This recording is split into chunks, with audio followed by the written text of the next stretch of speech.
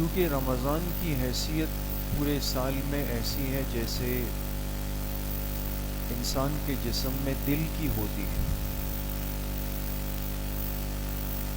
اور دل انسان کے جسم کا ایک مرکز ہے. انسان اس کی حفاظت کرتا ہے، اس کی نگرانی کرتا ہے. اس مہینے کو اللہ پاک نے پورے سال کا قلب بنا دیا، دل بنا دیا. اب جس نے اس مہینے کی حفاظت کی، اس کا خیال رکھا، اس نے اللہ پاک کو راضی کیا،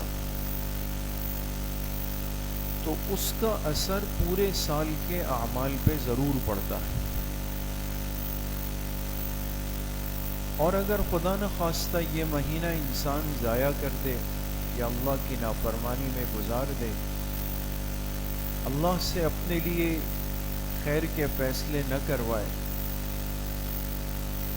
تو اس کا جو نقصان ہے وہ بھی انسان کے پورے سال کے معمولات پہ پڑتا ہے.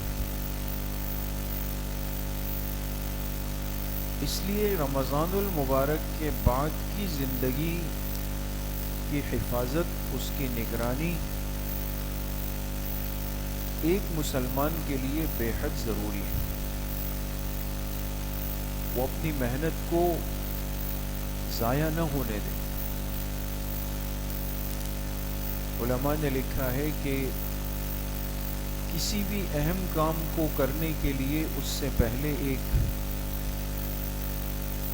ٹریننگ ہوتی ہے، ایک مشق ہوتی ہے، ایک تربیت ہوتی ہے، ایک تربیتی کورس ہوتا ہے. مسلمان کی تقوی والی زندگی صحیح رخ پر چلے، اس کے لیے اللہ پاک نے ماہ مبارک دیا. اس مہینے میں اس کی تربیتی ٹریننگ ہوتی ہے، کورس ہوتا ہے یہ اس. تو ہر سنجیدہ صاحب بصیرت انسان سمجھتا ہے کہ جو تربیت اور ٹریننگ ہے یہ اصل مقصود نہیں ہے، بلکہ یہ مقصود تک پہنچنے کا ایک ذریعہ اور واسطہ ہے. اس سے گزر کے انسان اپنے اصل مقام اور مقصد کو پا لیتا ہے. تو کتنی بڑی نادانی اور بیوقوفی ہوگی کہ انسان اپنی تربیت اور ٹریننگ کا عرصہ تو محنت کر کے گزار دے، لیکن جب عملاً کام کا موقع آئے اور جب عملی انسان میدان کے اندر قدم رکھے تو اپنی اس تربیت سے معمولی فائدہ بھی نہ اٹھائے، اس کو ضائع کر دے. آج ہماری مثال تقریباً اس طرح بنتی چلی جا رہی ہے، اور کتنا بڑا فرق ہم اپنی زندگی میں دیکھتے ہیں کہ یہاں رمضان کا اختتام ہوا اور یہاں ہمارے اعمال اور معمولات اور نیکیوں کا اختتام ہوا، اس کو روک لگ جاتی. مسجد میں فرق آیا، نمازیوں میں فرق آیا، رویوں میں فرق آیا، بول چال میں فرق آیا، انداز میں فرق آیا، معاملات میں فرق آیا، لین دین میں فرق آیا، سب چیزوں میں فرق آیا. تو گویا کہ آج کا مسلمان اپنے عمل سے یہ بتا رہا ہے کہ یہ رمضانی مسلمان ہے. ہمارے ہاں جو بچے قرآن کے حافظ بنتے ہیں تو ایک اصطلاح استعمال ہوتی ہے، تو بڑے حضرات ایک بطور مذاق کے، مزاح کے پوچھتے ہیں بچوں سے کہ بھئی آپ پکے حافظ ہیں یا رمضانی حافظ ہیں؟ ایک انسان جب محنت کرتا ہے، وہ 3 سال 4 سال لگا کے قرآن حفظ کر لیتا ہے، تو حفظ کرنے کے بعد اب اصل میدان میں اترا ہے وہ. اس لیے رمضان کے قریب ہر حافظ صاحب سے پوچھا جاتا ہے کہ بھئی آپ کہاں سنا رہے ہیں، کتنے روزہ سنا رہے ہیں، کون سن رہا ہے. یہ نارمل سوالات. تو سوال ہوتا تھا کہ بھئی آپ پکے حافظ ہیں، یعنی پورے سال کے ہیں، کہ جس وقت بھی آپ کو کھڑا کر دیا جائے آپ شروع ہو جائیں، یا پھر آپ رمضانی حافظ ہیں کہ 11 مہینے تو ہاتھ نہیں لگایا، لیکن اب رمضان کے اندر فجر کے بعد بھی بیٹھے ہیں، سب سو رہے ہیں، حافظ صاحب پڑھ رہے ہو، اس لیے کہ رات کو تراویح سنانی۔ تو لگتا ایسا ہے کہ ہمارا جو ایمان ہے اور جو ہمارے اعمال ہیں وہ صرف رمضانی مسلمان والے بن گئے۔ یہاں رمضان رخصت ہوتا ہے اور ہم اپنے معمولات کو ایک ایک کر کے مائنس کرتے چلے جاتے ہیں، ختم ہو جاتے ہیں سب چیزیں، جو ایک فکر مند ہونے کی علامت ہے۔ اس لیے میرے عزیزو، دوستو، بزرگو، اس ماہ مبارک کا مل جانا، زندگی اور حیات میں ایک رمضان کا اضافہ ہونا، پھر سلامتی کے ساتھ، صحت کے ساتھ، تندرستی کے ساتھ اللہ پاک کا ہمیں یہ توفیق دے دینا کہ ہم روزے رکھ لیں، معمولات کر لیں، تراویح پڑھ لیں، دعائیں مانگ لیں، یہ سب باتیں اللہ کی طرف سے خیر کی ہے، رحمتیں ہیں دوستوں۔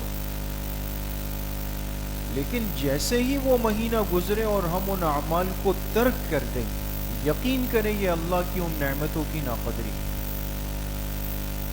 کہیں اللہ کو ناراض نہ کر لیں، کہیں یہ ظاہر نہ ہو جائے کہ ہمارا تعلق اللہ پاک سے صرف رمضان تک کا تعلق ہے، اس کے بعد نہیں۔ اس لیے اعمال رمضان اور معمولات رمضان پوری زندگی کے معمولات بن جائیں اور ہم پوری زندگی کے پکے اور اچھے مسلمان بن جائیں، یہ ایک فکر مند ہونے کی بات ہے۔ لیکن یہ کیسے ممکن ہے دوستو، اور کب ممکن ہے؟ ایک بات تو اس سلسلے میں ہمیشہ یاد رکھیں کہ کوئی کام بھی کلمہ پڑھنے والا مسلمان اللہ سے مانگے بغیر نہیں کر سکتا۔ میں اگر کہوں نا میرے اندر بڑی طاقت ہے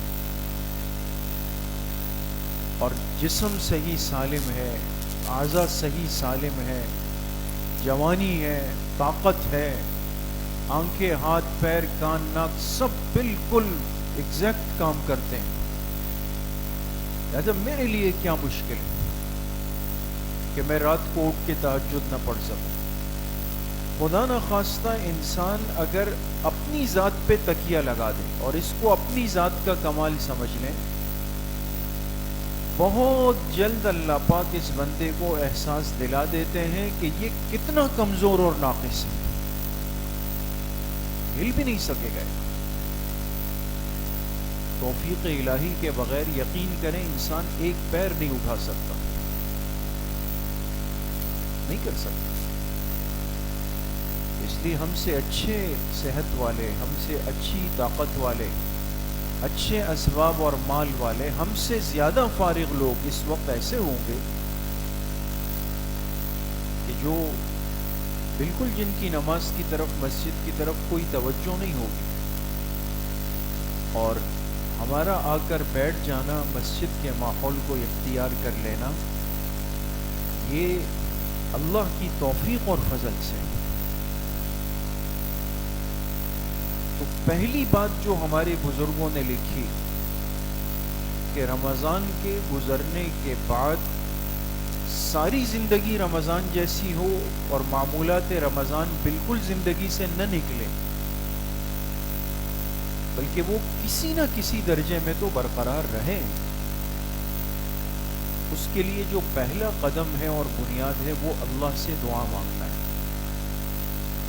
اللہ سے مانگنا ہے کہ اللہ جس طرح آپ نے ہمت دی کہ یکم رمضان سے 30 رمضان تک ہم تہجد میں اٹھ جاتے تھے، پانچوں نمازیں تکبیر اولیٰ کے ساتھ مسجد میں پڑھتے تھے، روز کئی پاروں کی تلاوت کرتے تھے،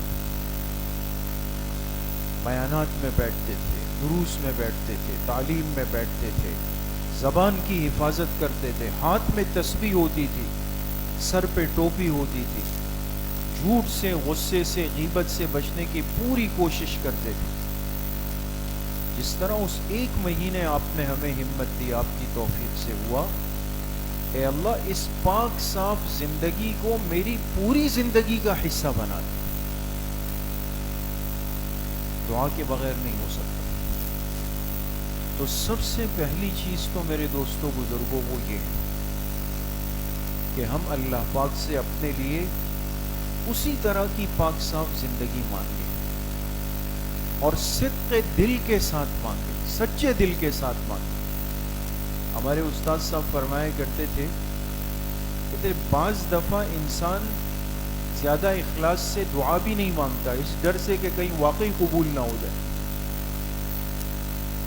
واقعی اگر انسان اپنے اوپر غور کرے نا تو بعض دفعہ انسان کہتا ہے یار اللہ سے مانگ رہا ہوں، قبول تو وہ کر سکتے ہیں جب بھی چاہیں، ایسا نہ ہو واقعی من وعن قبول ہو جائے. وہ بہت مشہور ہے نا کہ ایک آدمی حج پہ گیا مدینہ منورہ. تو اب ہم تو ایک رسمی زندگی سے گزر رہے ہوتے ہیں نا، تو جاتے ہوئے اس نے مدینہ منورہ حاضری کے فضائل سنے اور وہاں پہنچنے والے کے فضائل سنے. پھر وہاں جس کو اللہ موت نصیب کر دے، جنت البقیع مل جائے، اللہ سب کو نصیب فرمائے، اس کے فضائل سنے. پہلی دفعہ جا رہا تھا تو جب مدینہ منورہ پہنچا مسجد نبوی شریف میں تو وہ الفاظ تو یاد تھے جو کراچی میں سنے تھے. تو وہاں جا کے بار بار کھڑے ہو کر کہتا ہے اللہ مجھے موت مدینے میں دے دے، اے اللہ مجھے موت مدینے میں دے دے. نماز میں کھڑا ہوا، جیسے رکوع میں جانے لگا تو دل کی طرف تھوڑا سا درد ہوا، دل کی طرف. فوراً نماز میں کہا اے اللہ کیا اسی سال؟ نہیں سمجھے، کیونکہ وہ پہلے تو الفاظ تھے نا صرف، لیکن جب محسوس ہوا نا کہ واقعی کچھ ہو رہا ہے، شاید دل کی دھڑکن رک رہی ہے اور جنت البقیع کے بہت قریب آ رہا ہوں، تو فوراً کا اللہ اسی سال. تو بعض دفعہ انسان دعا مانگتے ہوئے بھی ذرا جھجکتا ہے کہ سچی میں قبول ہی نہ ہو جائے پوری. ایسا نہیں ہو دوستو، ہمیں واقعی اللہ پاک سے اپنے لیے ایمانی زندگی مانگنی. کیسا وقت ہوتا ہے رمضان کا، اور کتنا انسان کو اللہ پاک اعمال کی ہمت دے دیتے ہیں. ایک طالب علم آئے ابھی کے بعد ہمارے کسی جگہ اعتکاف میں بیٹھے تھے، تو بات ہو رہی تھی، میں ان سے پوچھ رہا تھا. طلباء سے عموماً پوچھتے ہیں بھئی آپ نے کہاں اعتکاف کیا، آپ نے کہاں کیا، تو اتنی عمر بھی نہیں. تو وہ مجھے کہنے لگے کہ استاد جی میں نے رمضان میں 10 اعتکاف میں 10 قرآن ختم کیے، یعنی ہر رات کے اندر ایک قرآن پورا کیا. تو پھر میں نے پوچھا کہ کیا ترتیب تھی آپ کی؟ کہنے لگے کہ ہم تراویح سے کھانے سے فارغ ہو کر بیٹھتے تھے تو تہجد تک میں 17 پاروں کی تلاوت کر لیتا تھا، حافظ بھی ہیں. پھر اس کے بعد فجر کے بعد 5 پارے پڑھ لیتا تھا، پھر آرام. پھر باقی جتنے پارے ہوتے تھے وہ ظہر کے بعد. عصر کے بعد کہا کہ میں یعنی مقصد تلاوت نہیں کرتا تھا، وہ تسبیحات کے لیے. تو عصر سے بھی پہلے ایک قرآن آسانی سے ختم ہو جاتا تھا. ممکن تو ہے دوست، بہت آسانی سے ہو سکتا ہے. انسان اندازہ لگائے کہ رمضان کتنا بابرکت مہینہ ہے، اللہ کتنی ہمت دے دیتے ہیں، کتنا فضل فرما دیتے ہیں. عام دنوں میں ایک پاؤ پورا کرنا مشکل ہوتا ہے. انسان اٹھا لیتا ہے، ایک صفحہ پڑھتا ہے، یہاں موبائل کی گھنٹی بجی، بہانہ بنا کے چھوڑ دیتا ہے، چلاؤ ختم.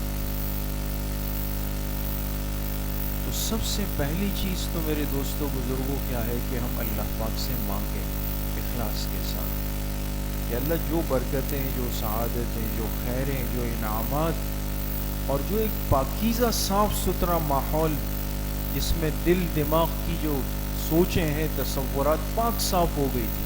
کتنی اچھی ایک زندگی تھی 30 دنوں کی. وہی زندگی میری پوری زندگی بنا دیجیے جب تک دنیا میں. تو چونکہ دعا اللہ سے مانگی جائے گی، جہاں سے دعاؤں کی قبولیت ہونی ہے اور یقینی وہیں سے ہونی، پھر اللہ پاک دعا قبول بھی کر لیتے ہیں اور پھر اس کی ہمت بھی دے دیتے ہیں. ایک بات. دوسری بات جو اس حوالے سے کہ اگر انسان یہ چاہتا ہے کہ رمضان کے معمولات میری ساری زندگی کے معمولات رہیں، تو دعا کے بعد دوسرا کام یہ ہے کہ معمولات کو ضرور ادا کریں، چاہے اس میں اپنے اوپر بوجھ بھی ڈالیں، تکلف کرنا پڑے.